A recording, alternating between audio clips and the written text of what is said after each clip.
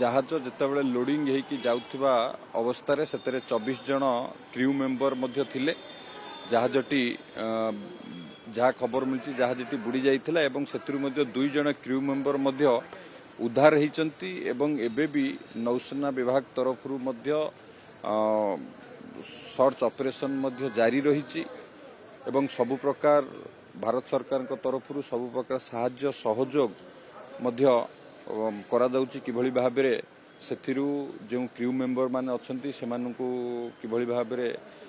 उद्धार करा जिवो बा सेमान जो निखोज अवस्था अछंती तांकु खोजिबा पई एवं आज मध्य आपण माने समस्ते जानिथिबे चीन तरफरु मध्य सर्च ऑपरेशन पई मध्य सेमाने मध्य सहयोगरो मध्य हाथ बढ़ाइचंती सेमाने मध्य तांकर मध्य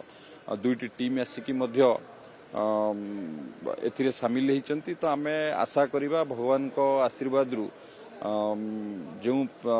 सरकार तरफ जो प्रयास रही किभली भाव में से जो 22 जन क्रू मेंबर एबे तांकर पता मिलूनी जो प्रयास चली सफल हुंतु ये भगवान को पाखे आम प्रार्थना करवा। भेसेल लोड हुए सब आज पर नॉर्म हिसाब से सब लोड हुए कस्टम क्लियरेंस हुए से भेसेल रो कैपेसिटी केते ए अनुजाई लोड हुए से कौन प्रकार असुविधा नथिबो किंतु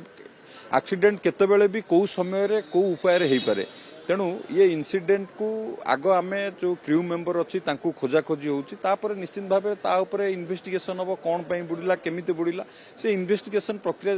जतले शेष हबो सेतबेले से तथ्य सामना को आसीबो।